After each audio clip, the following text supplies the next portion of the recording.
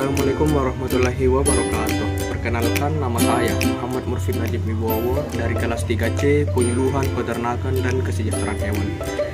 Baiklah, pada kesempatan kali ini saya akan menjelaskan bagian organ dan fungsi organ reproduksi ternak sapi jantan dan ternak sapi betina. Yang kedua, saya akan menjelaskan bagian hormonal dan fungsi hormonal reproduksi ternak sapi jantan dan ternak sapi betina. Ya, oke. Pembahasan pertama kita yaitu masuk ke organ reproduksi ternak jantan. Organ reproduksi hewan jantan.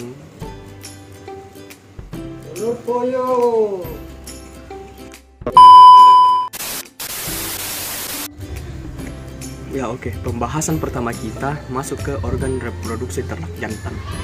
Organ reproduksi ternak jantan terbagi atas beberapa bagian. Yang pertama, testis. Testis adalah organ reproduksi primer pada ternak jantan yang berfungsi sebagai produksi spermatozoa dan produksi androgen. Yang kedua, skrotum. Skrotum merupakan kantung dua lobus yang membungkus testis yang berfungsi sebagai mendukung testis, mengontrol suhu testis, serta perlindungan testis. Yang ketiga, spermatic cord. Spermatic cord berfungsi sebagai pendukung testis serta mengontrol suhu testis. Yang keempat, epididymis. Epididymis terdiri dari 3 bagian, yaitu caput atau kepala, korpus atau badan, dan cauda atau ekor yang berfungsi sebagai konsentrasi spermatozoa, penyimpanan, pematangan, serta transportasi spermatozoa. Yang kelima adalah vas deferens. Vas deferens adalah sepasang saluran dari ujung distal cauda yang berfungsi sebagai transportasi spermatozoa. Yang keenam, ada uretra. Uretra adalah saluran tunggal yang memanjang ke ujung penis. Fungsinya yaitu transportasi semen. Bagian selanjutnya yaitu kelenjar prostat. Kelenjar prostat berfungsi sebagai konstribusi cairan dan ion anorganik terhadap semen. Kesembilan, kelenjar bulboretalis yang berfungsi sebagai pembersihan sisa urin dari uretra. Yang ke-10, penis dengan fungsi organ kopulasi jantan. Dan yang terakhir, preputium dengan fungsi pembungkus pelindung penis. Oke, yang selanjutnya kita masuk ke pembahasan organ reproduksi betina. Nah, organ reproduksi betina juga ada beberapa bagian. Yang pertama itu ovarium. Ovarium merupakan organ reproduksi vital. Organ ini memproduksi ovum dan hormon estrogen serta progesteron. Ovarium yang matang pada sapi betina akan dilepas ke dalam sistem saluran untuk memungkinkan terjadi pembuahan. Yang kedua, oviduk. Oviduk adalah organ yang menghubungkan ovarium hingga ujung tanduk uterus. Bentuknya seperti pipa tidak beraturan. Fungsi oviduk untuk mengangkut ovum dan spermatozoa.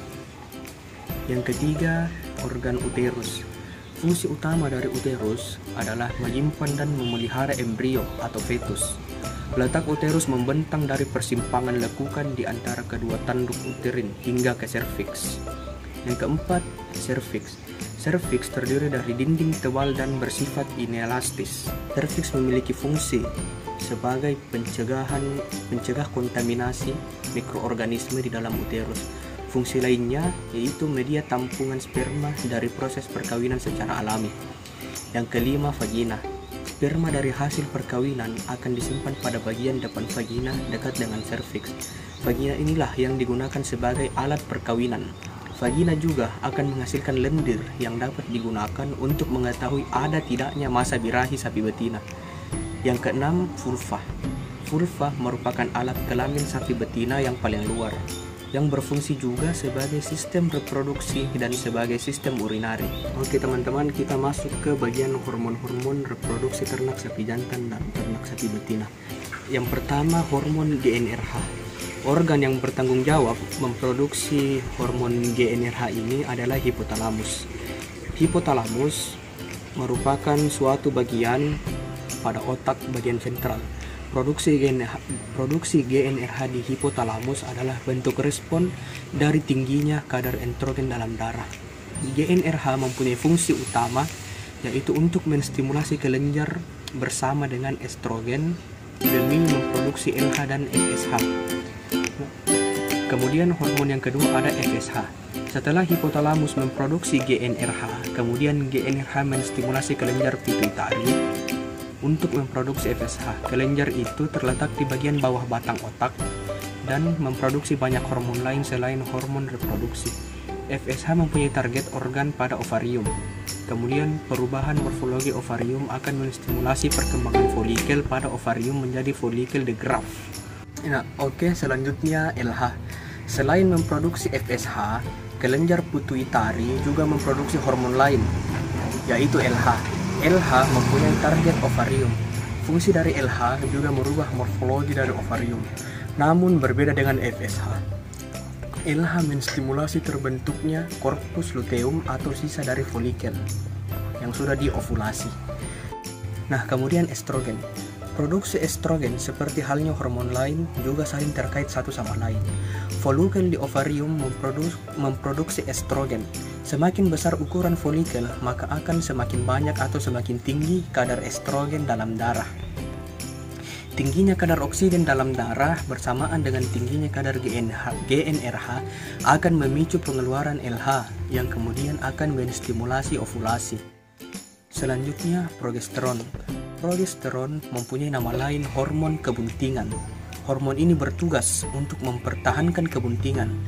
Pada sapi betina, organ yang menghasilkan hormon ini adalah korpus luteum. Kemudian, prostaglandin. Prostaglandin dihasilkan oleh uterus. Hormon ini mempunyai fungsi untuk menghancurkan korpus luteum. Karena fungsi prostaglandin yang dapat menghancurkan korpus luteum ini membuat prostaglandin ini bisa digunakan sebagai hormon sinkronisasi estrus. Nah, yang terakhir adalah oksitosin. Oksitosin merupakan hormon yang berperan pada saat proses kelahiran dan setelah kelahiran. Pada proses kelahiran, hormon ini akan menstimulasi kontraksi otot-otot uterus sehingga proses kelahiran terjadi. Sedangkan pasca kelahiran, hormon ini berfungsi sebagai milk letdown atau hormon yang membantu pengeluaran susu dari induk. Nah, sekarang kita masuk ke bagian hormon reproduksi ternak sapi jantan.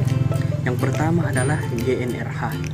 Proses spermatogenesis diatur oleh hormon. Pada sapi jantan disebut lengkung hipotalamik pituitari testikular. Hubungan ketiga organ ini dalam sistem reproduksi diatur oleh hormon, baik secara feedback negatif maupun feedback positif. Kelenjar hipotalamus mengeluarkan GnRH memicu pelepasan kelenjar pituitari anterior untuk mengeluarkan hormon LH maupun FSH. Yang kedua adalah hormon FSH. FSH dihasilkan pada kelenjar hipofis anterior. FSH bersama testosteron akan bekerja sama untuk mengatur proses spermatogenesis. Yang ketiga adalah LH. Pada sapi jantan, LH menstimulus sel intersial, yaitu sel lidik, untuk membantu proses steroidogenesis dan produksi testosteron. LH bersinergi dengan FSH dalam menjaga konsistensi mutu sel sperma. Nah, yang selanjutnya adalah testosteron. Secara umum, hormon di dalam sistem reproduksi sapi jantan terbagi menjadi dua golongan, yaitu HPG dan hormon steroid. Testosteron termasuk ke dalam golongan hormon steroid. Steroid diperlukan untuk menjaga agar proses spermatogenesis berjalan konsisten sehingga mutu sperma tetap terjaga. Nah, oke teman-teman, sekian penjelasan singkat dari saya.